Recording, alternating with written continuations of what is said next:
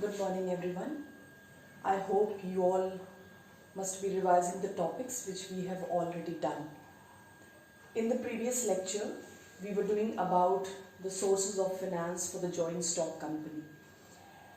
We have discussed about the long-term finance for the joint stock company, and in that we have already done in detail about the equity shares. We also did about the preference shares, and today we have to discuss about the disadvantages of preference shares from the company's point of view and from the shareholders' point of view. Before moving towards these disadvantages, let me just clarify one thing. Yesterday, when we were doing about this types of preference shares, in that I told you that there are different other types of also preference shares, but 8 types of preference shares that is there in the syllabus that we are doing. That is cumulative, non-cumulative, participating, non-participating, convertible, non-convertible, redeemable, irredeemable. Only these 8 types of preference shares are there. By mistake, I told you that there are secured and unsecured, registered and bearer. It is a type of debentures which we will do it in the other topics. So it is only 8 type and all that is there in the syllabus. By mistake, I told that, so I am making that correction. So today we have to start related to the disadvantages of preference shares from the company's point of view and from the shareholders' point of view. Let us begin with that. Disadvantages of preference shares from the company's point of view.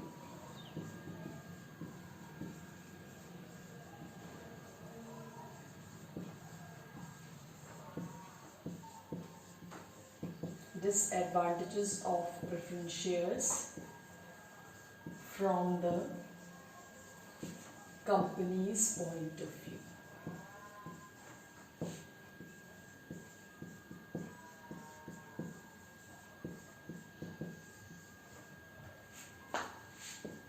The very first disadvantage from the company's point of view is that is costly source.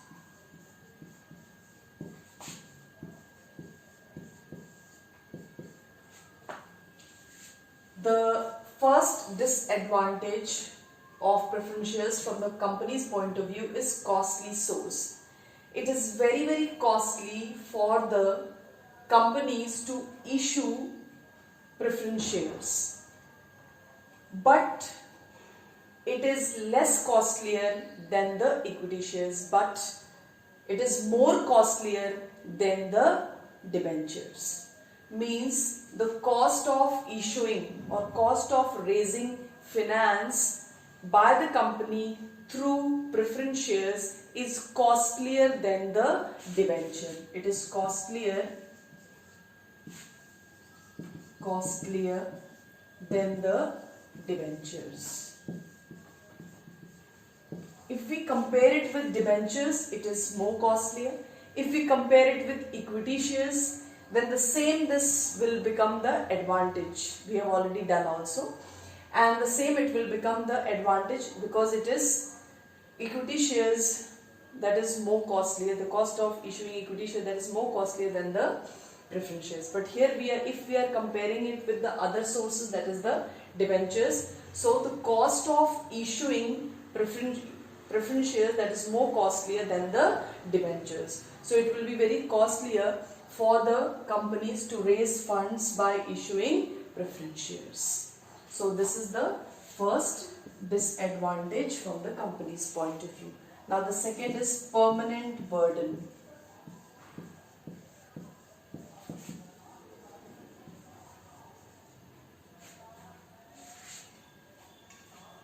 Permanent burden.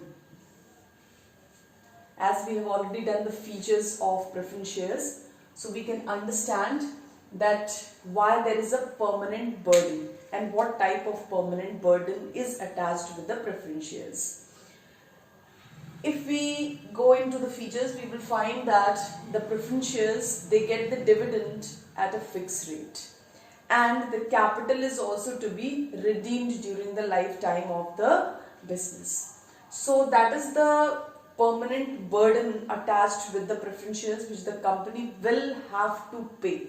Means the dividend will have to be paid to the preference shareholders at a fixed rate regularly. We have seen that is cumulative preference shares. It keeps on accumulating, and the year in which there will be profit, they will get back all the dividend.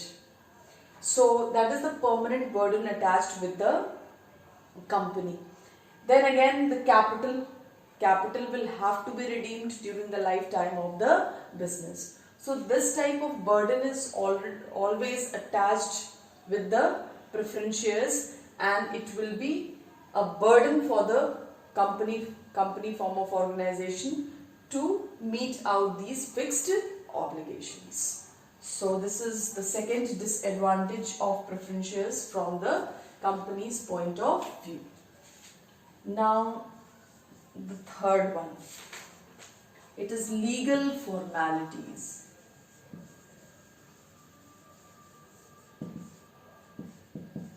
Legal formalities related to redemption.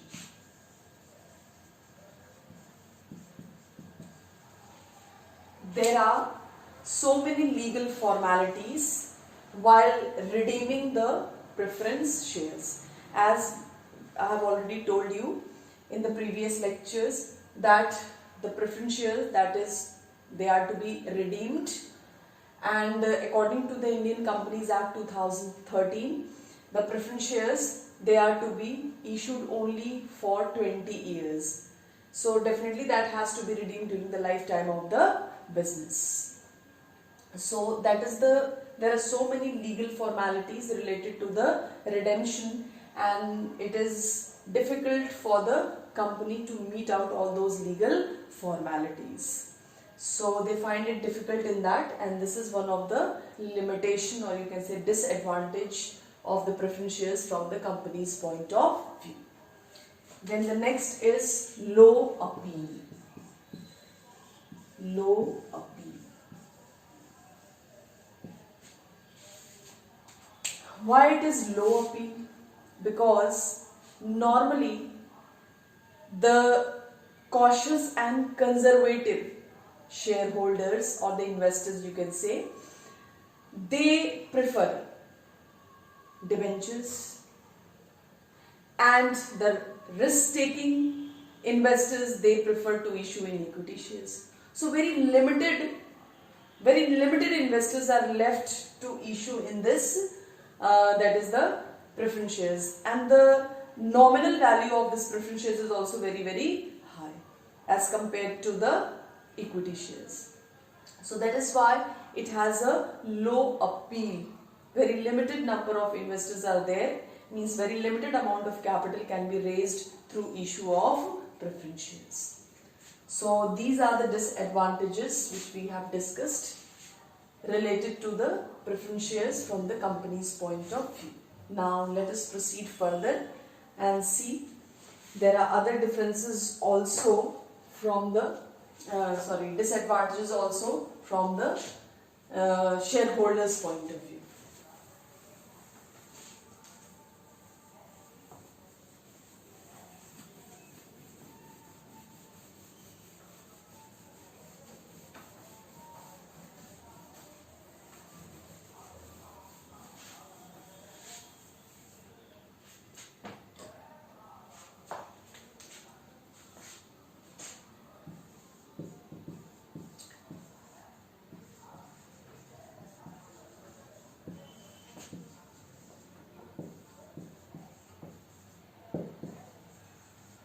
Disadvantages of preference shares from the shareholders' point of view.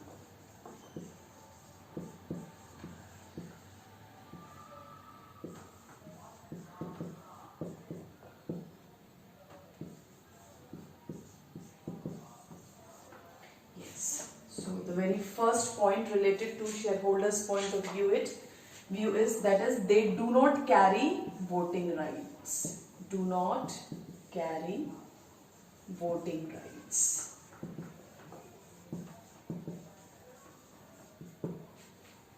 As we have seen that the preference shareholders, they do not carry voting rights as the equity shareholders, or we can say that they carry limited voting rights. They carry limited voting rights. Why it is said that they carry limited voting rights, or they do not carry any voting rights? Because normally the preference shareholders, they don't have the voting rights, but in the condition where the firm or the company, if they have not paid the dividend continuously for 2 years, in case of non-cumulative preference shares, if they have paid not paid continuously for 2 years, so definitely they will get the voting rights in that condition. And when these participating preference shareholders, they can also get the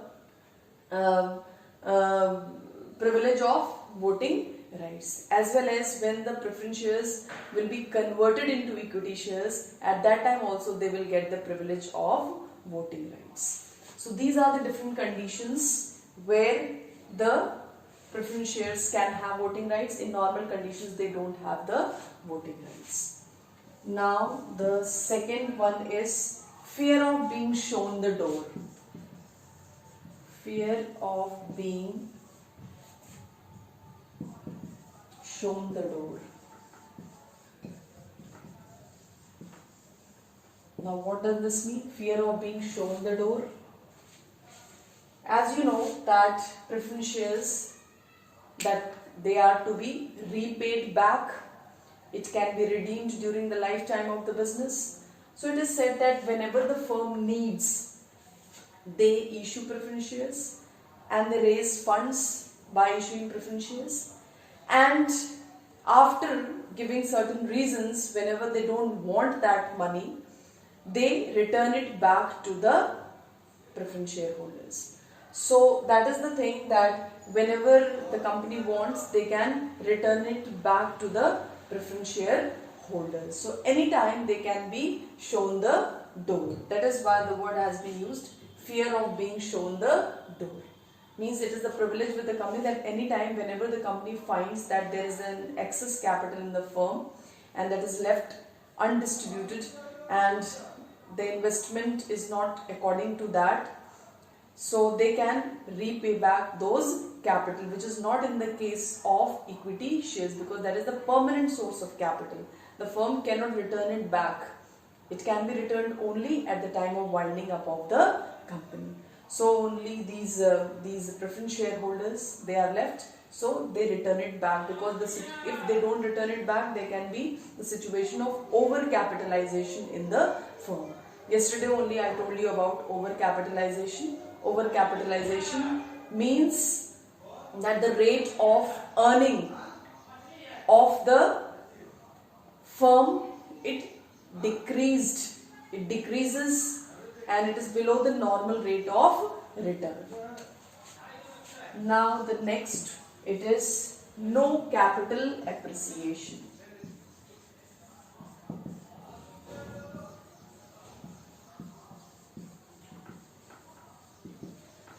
Means the preference shareholders, they don't get any share in the capital appreciation, because during the boom period, when the market value of the share is very, very high, so the profitability situation is also very, very high in the business. But what is the situation? That these preference shareholders, they get their dividend at a fixed rate. So they will get the profit at that is the dividend at a fixed rate only. Though the profit is very high or it is very low, but they will get the dividend at a fixed rate. So they will not get any capital share in the appreciation of that. And the fourth one is rate of payment of dividend is not guaranteed. Payment of dividend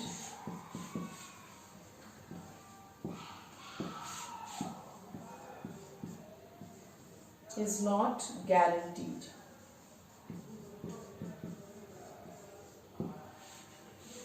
Payment of dividend is not guaranteed. As we all know that this is also one of the feature of this preference shares, that the dividend will be paid only out of profit. If there is no profit, the dividend will not be declared in that particular year.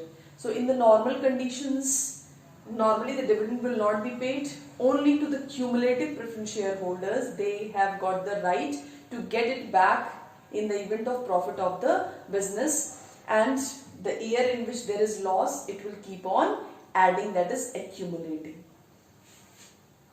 Now these were the disadvantages of preference shares from the shareholders' point of view.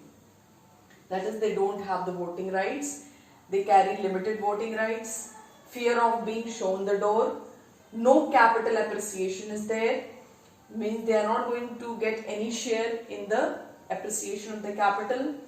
Payment of dividend is also not guaranteed. Only in the condition of profit only they will get the dividend, except cumulative preference shareholders. Now we have completed this advantages and disadvantages of preference shares from the company's point of view and from the shareholders' point of view. Now we will proceed further and we will understand that what are the differences between equity shares and the preference shares. There are different bases on which we will study, and we have to be very, very careful.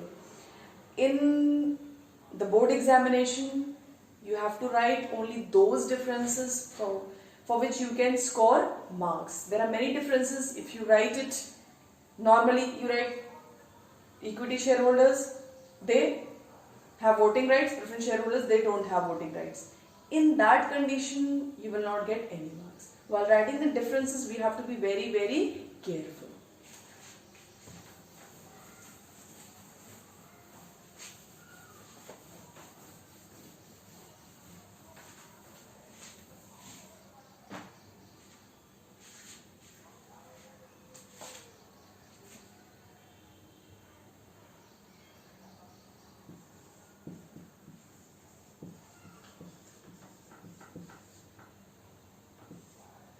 Differences.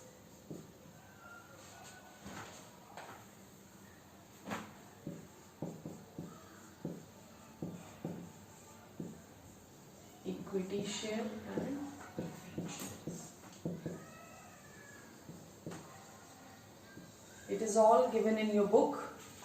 Basis is also given over it. The very important is basis. You have to write basis in your board examination.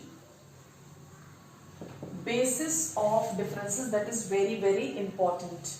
In your book, the very first point that is given, it is related to the nominal value. That is the first basis.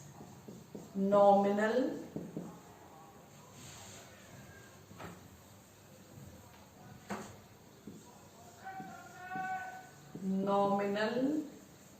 value.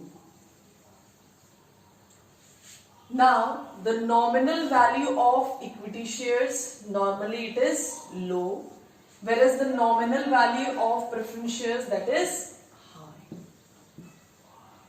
In your board examination, if you are writing this basis, that is the nominal value, so you can write low and high. Means the nominal value of equity shares, that is low, and the nominal value of preference shares is high. But if you are not writing this basis, so you will have to write the complete sentence. That is, the nominal value of equity share is low and the nominal value of preference share is high. The complete sentence. So either you write a complete sentence or you write the basis, and then you can write it in short form.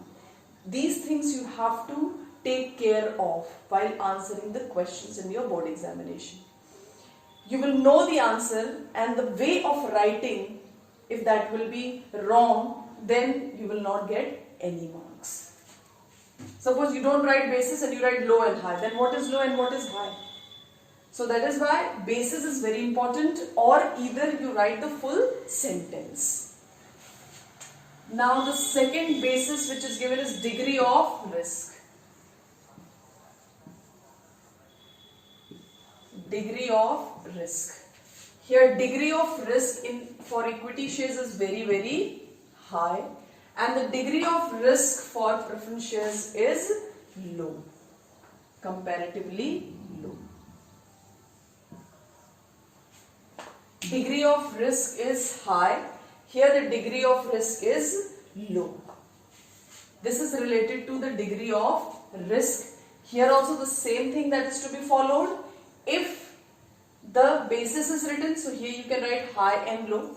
But if basis is not written, you will write the full sentence, the degree of risk with the equity shareholders, that is very high. And here the degree of risk as compared to the equity shareholders, if we compare it, it is low as compared to the equity shareholders related to the preference shareholders. Now the third difference. The third difference basis is right to dividend.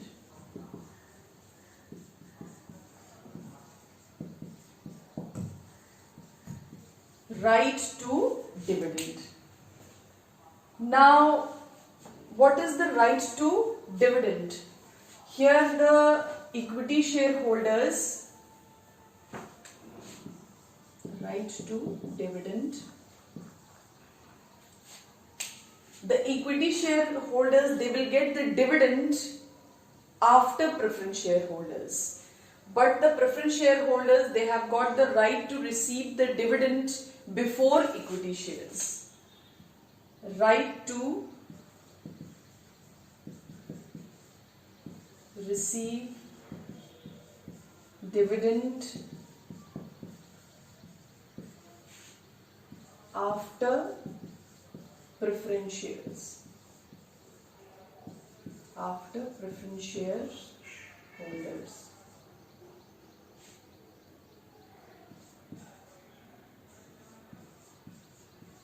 And here they have the right to receive dividend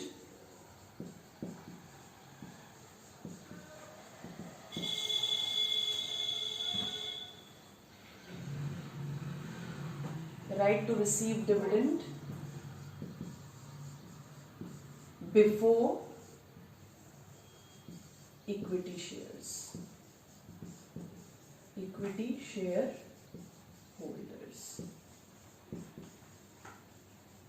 So here under this equity shares, the equity shareholders will have the right to receive dividend after preference shareholders, and here the preference shares, the preference shareholders will have the right to receive the dividend before equity shares. So this is the privilege which is there with the preference shares. Now the next fourth basis.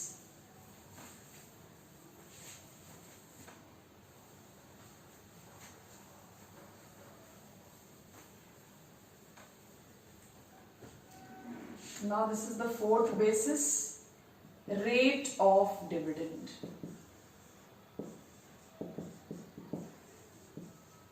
In preference shares, it is generally fixed. In preference shares, it is generally fixed, and here it varies with the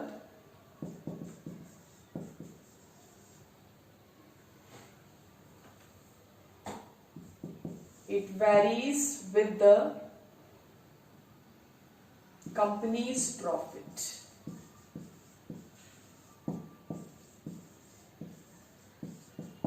So under equity shares, the rate of dividend varies with the company's profit, and here it is generally fixed for the preference shares. They get the fixed rate of dividend, irrespective of the increase or decrease in the profit during the boom situation or recession situation.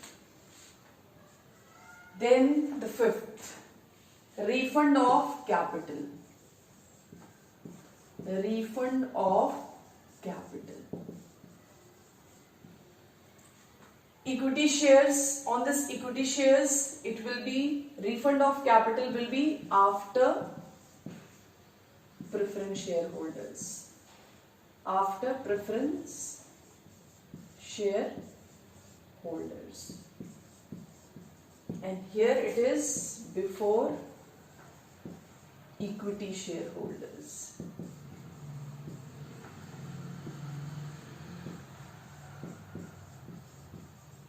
So, according to this refund of capital, the capital will be refunded to the equity shareholders after the preference shareholders, but to the preference shares it will be refunded before the equity shareholders. Normally, to equity shareholders it is refunded at the time of redemption, at the time of winding up of the company. But here the preference shareholders, they can be redeemed during the lifetime of the business. But the way of redemption, that will be before the, for the preference shareholders it will be before the equity shareholders, and for the equity shareholders it will be after the preference shareholders. Now the sixth basis of difference between equity shares and preference shares. Voting rights. Sixth one is voting rights. Equity shares have full voting rights.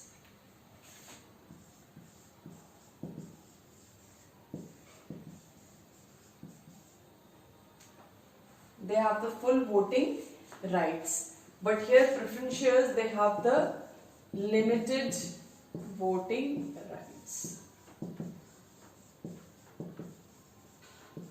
Only this much will work. You don't have to mention all that they have the voting rights only in the condition of when the dividend will be outstanding for continuously 2 years. So that you don't have to mention. Only you have to mention that voting rights, equity shareholders. On equity shares, they have the shareholders have full voting rights. On preference shares, the shareholders have limited voting rights. Now, the next one, the seventh one, that is appeal.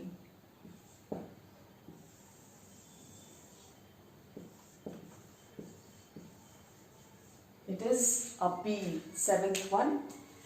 So here the equity shares, it is appeal to the risk-taking investors. The investors, those who can take the risk, those who have the potential and capacity of taking the risk, it attracts them. They purchase equity shares. Whereas the cautious and conservative investors, means it attracts the cautious and conservative investors, those who don't want to take much risk, so they will be attracted by this preference shares. Now the eighth one is redemption. Normally equity shares, they are irredeemable.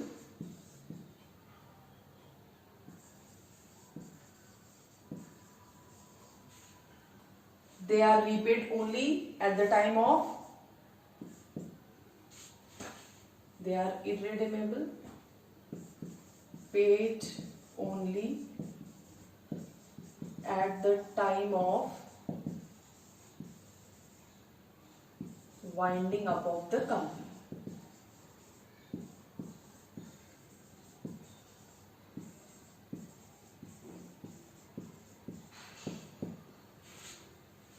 Here they are redeemable during the lifetime of the business. So here redemption that is to be made means equity shares, they are normally irredeemable. They are not redeemed during the lifetime of the business. They are redeemed only at the time of winding up of the company. Whereas the preference shares, they are redeemed, they are redeemable during the lifetime of the business. Then the ninth one, that is convertibility.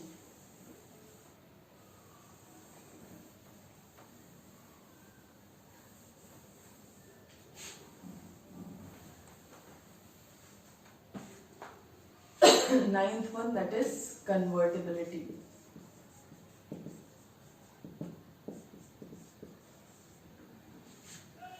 Equity shares, it cannot be converted into preference shares. But these preference shares can be converted into equity shares. So here the ninth point is about the convertibility, and here equity shares, they cannot be converted into preference shares, whereas the preference shares, it can be converted into equity shares. So while writing this difference, many students, you know how they are writing in the board examination.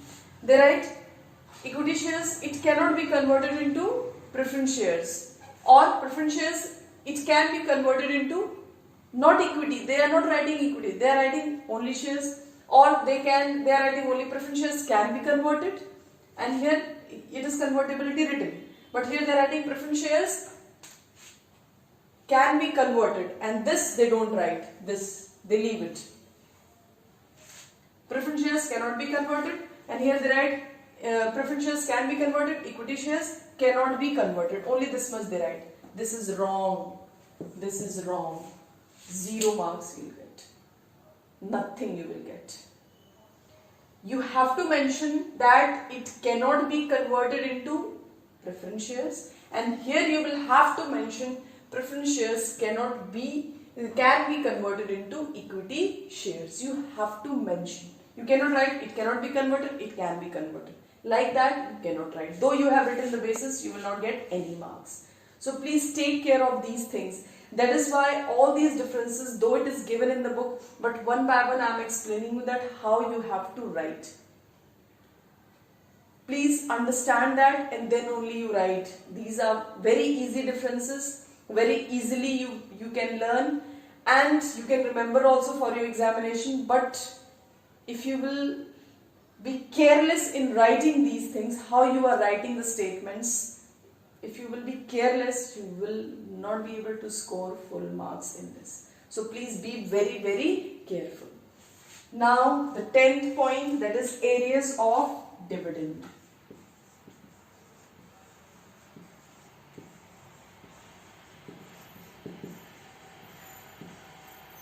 Areas of dividend. Here for equity shares, it will not accumulate. Not accumulate.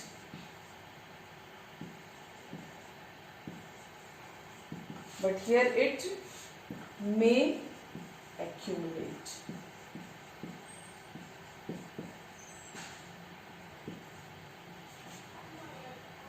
Or we can write it over, never accumulate.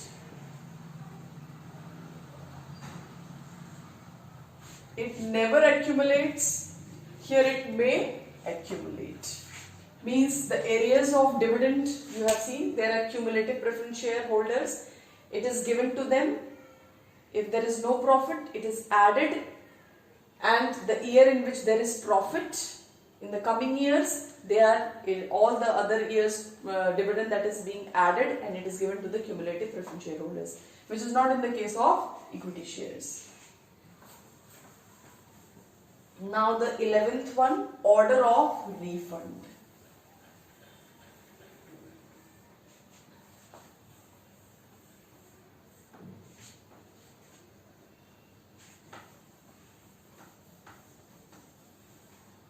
order of refund.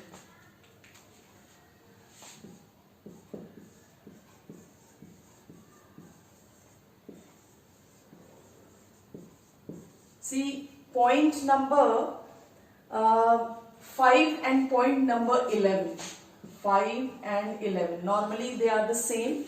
Please try to write out of this point number 5 and 11, try to write only one difference. Don't write both, because for out of these, for only one you will get the marks. If you write both, you will not get the marks. Okay. So in your book, either you cut this 5th one or either you cut this 11th one.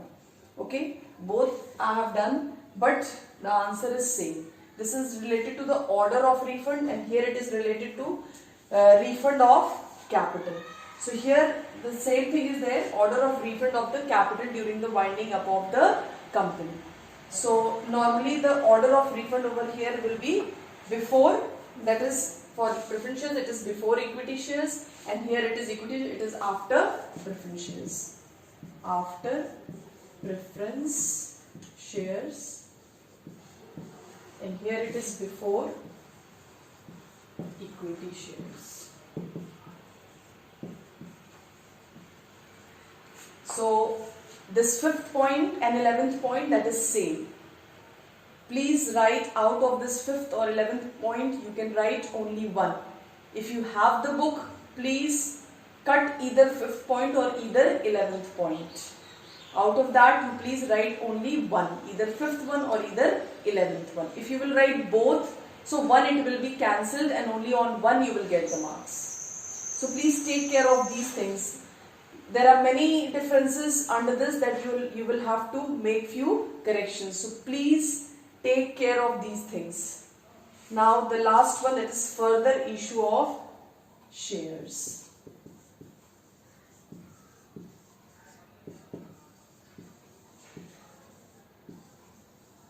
Further issue of shares. They are entitled to issue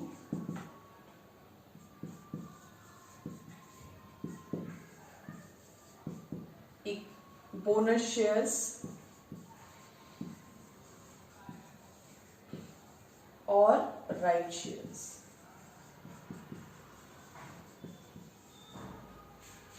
They are not entitled to issue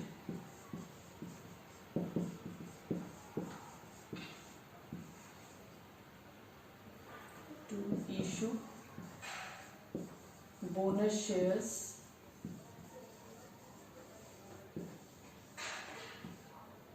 or right shares.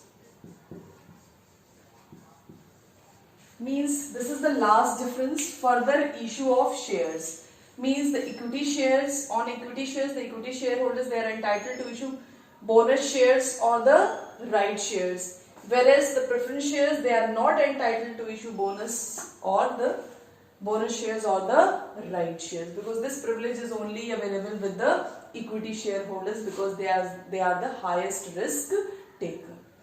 So likewise you will have to learn the differences, and this way you will have to answer these differences.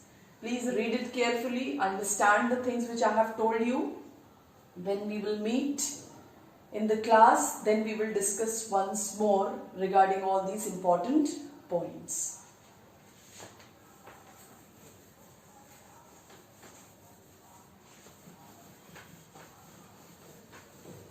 Now one more topic I will discuss, that is bonus issue.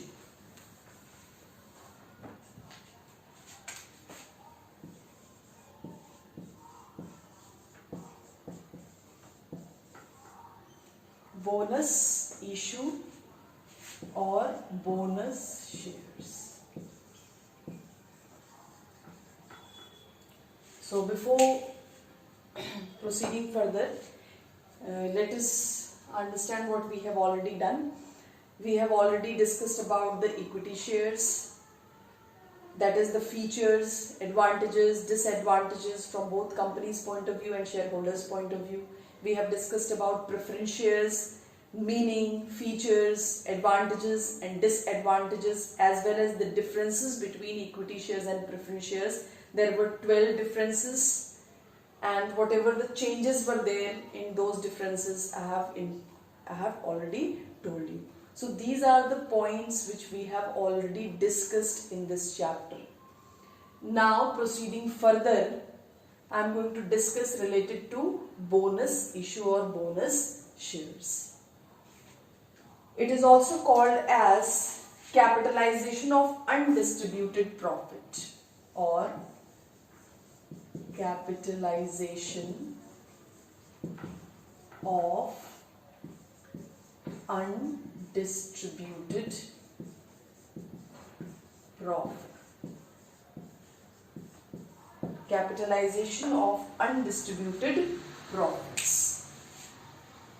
So the firm can issue bonus shares, or the company can issue bonus shares to its shareholders. Suppose the company doesn't want to issue declare dividend for their shareholders, and they have a large number of accumulated profits. Large accumulated profits. So if the company is having large accumulated profits and they don't want to declare dividend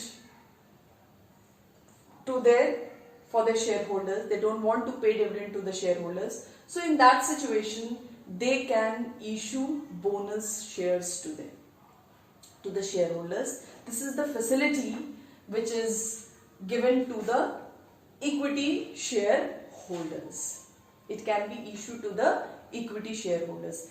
Just now we have seen the difference between equity shares and the preference shares, and in the 12th point we have seen that equity shares, they are entitled for the bonus issue or the bonus shares, whereas the preference shareholders, they are not entitled for the equity shares and for the bonus shares or the this bonus issue.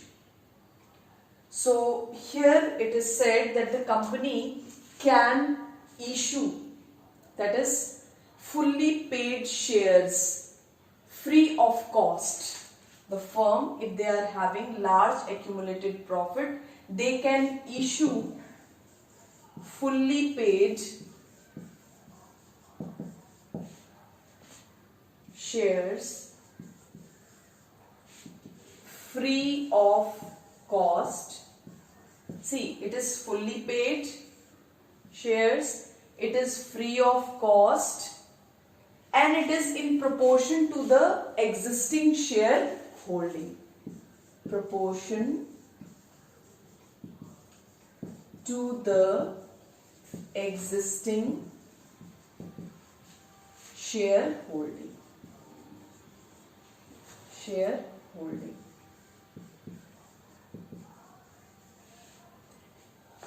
So, what are the conditions which you have to remember over here for this bonus issue? Means the company can issue bonus shares. It is also called as capitalization of undistributed profit. The conditions are when the firm has large accumulated profit or the company has large accumulated profits.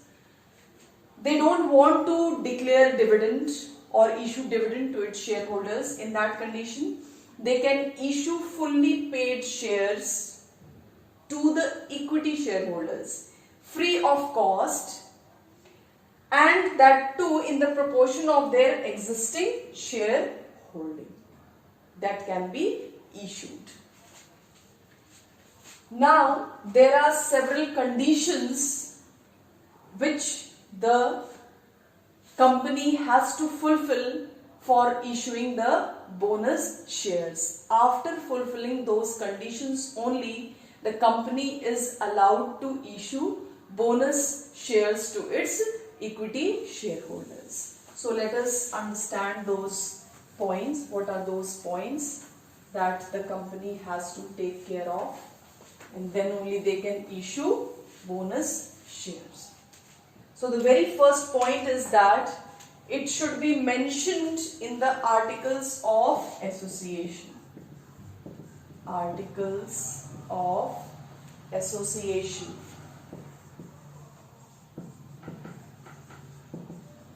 should authorize. Means the articles of association contains the rules and regulations, code, bylaws.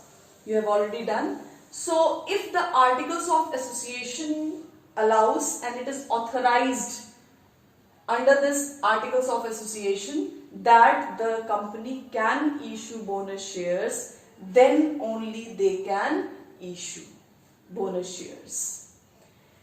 Then the second condition is that if it is recommended by the board of directors in the general meeting.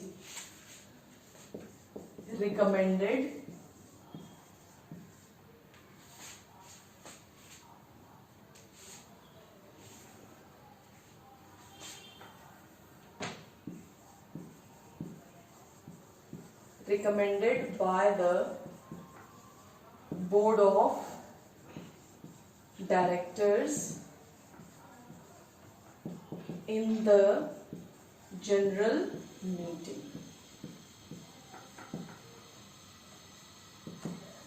So this is the condition that second condition is it should be recommended by the board of directors in the general meeting. Then only the company can declare bonus issue or issue bonus share. So first condition was articles of association should authorize, means it should be mentioned in the articles of association that the company can issue bonus shares, and it should also be recommended by the board of directors in the general meeting. Then only the company can issue bonus shares. Then the third point is it has not any default, means the company has not any default in payment of their fixed obligations like interest, no default in payment of fixed obligations.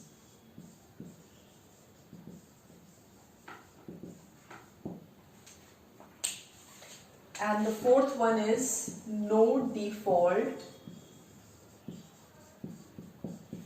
in payment of statutory obligations, statutory dues. I'll tell you what are these statutory dues. Let us see first the third point. No default in the payment of fixed obligations. What are fixed obligations? Like interest, dividend that is given on the preference shares. So these are the fixed obligations, or the capital that is to be refunded during the lifetime of the business. So if there is no default shown by the company any year, if there is no default shown by the company, timely they are paying the interest, timely they are paying all the dues, timely they are paying the capital, they have that image, goodwill and reputation built up, only those companies can issue bonus shares. So they should not have any default in payment of all these fixed obligations. Now the fourth point is also concerned with default only. There should not be any default in the payment of statutory dues. Now what are statutory dues? Statutory dues means a type of dues that is paid during by the business concerns or the company once during the lifetime, only once during the lifetime of the business, like provident fund, gratuity and all these are issued during given to the workers once only. And for that, timely they have to deposit some money every month.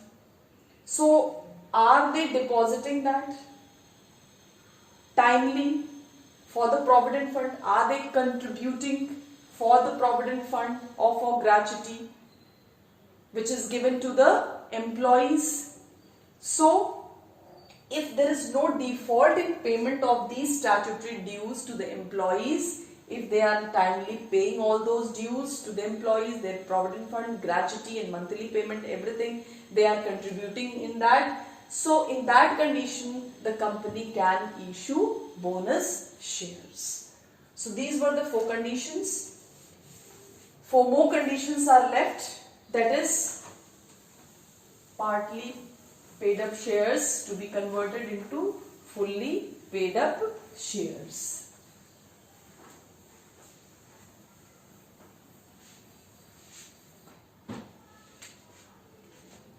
That is the 5th condition. Partly paid up shares at the time of allotment to be converted into fully paid up shares. That should be made fully paid up shares. Means the partly paid up shares at the time of allotment should be converted or made fully paid up shares. Then only in this situation, means partly paid up shares must be made or converted into fully paid up shares at the time of allotment. Then only the company can issue bonus shares. Now the 6th point is related to the company cannot issue bonus shares in place of dividend. That is the 6th point.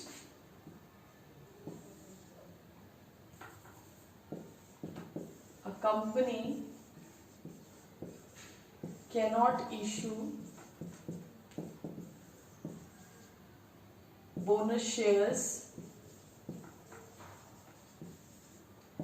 in lieu of dividend.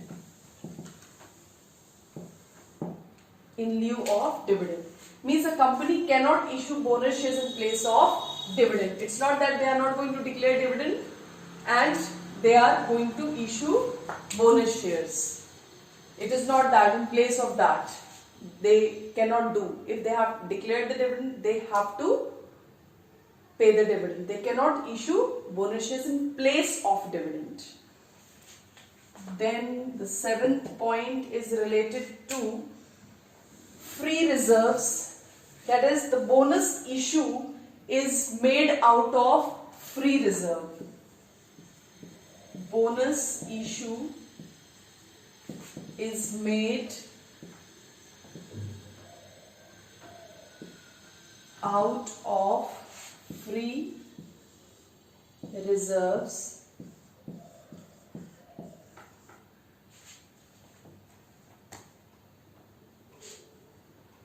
or out of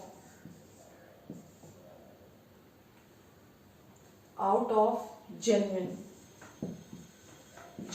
profit or share premium collected.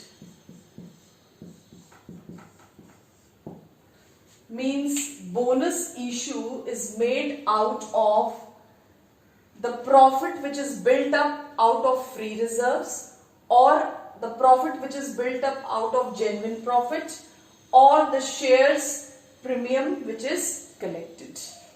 Share premium, when the shares are issued, they are issued at par, premium and discount. So in this situation, if it is issued at premium, whatever the extra money, like if the share is of 10 rupees nominal value, but if it is issued at 12 rupees, so this 2 rupees, that will be the amount of premium. So that is the share premium amount which is collected. So out of these only the company can issue bonus shares, out of the genuine profit or the profit which is collected by share premium, or means the amount of share premium, or from the free reserves. From that only they can issue bonus shares. And the last point, that is the reserves created out of revaluation of fixed assets. That is the 8th point. Reserves created out of revaluation of fixed assets. You will understand these revaluation of fixed assets when you will do accounts.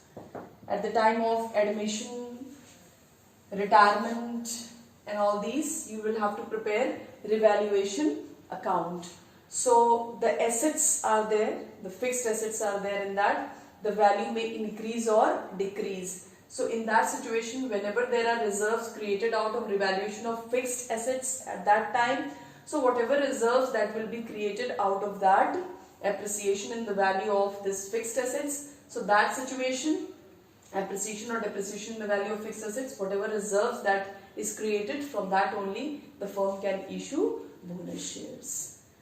So these were the conditions that the firm, what are the conditions available with the firm that the firm can issue bonus shares. So these were the points that you will have to remember, that the firm has got the privilege of issuing bonus shares, or they can issue bonus issue to the shareholders. They can declare bonus issue to the shareholders, and it is also called as capitalization of undistributed profit. Means if the firm has large number of undistributed profit, they can have the privilege of issuing bonus shares to the equity shareholders. But there are several conditions which we have already done, and the company has to follow all those conditions, fulfill those conditions, and then only they can issue bonus shares. So please read out all these points, whatever we have done. You have to remember each and every point. Always I've been giving emphasis on the points that you have to remember the keywords. Keywords are very, very important.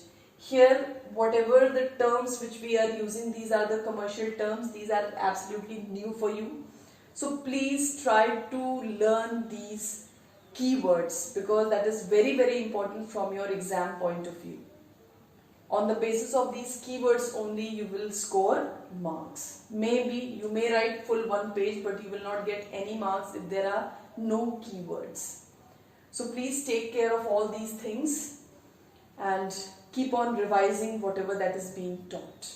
And try to collect all your problems at one place. And whenever we will meet in the class, then we can discuss all those problems. Thank you very much.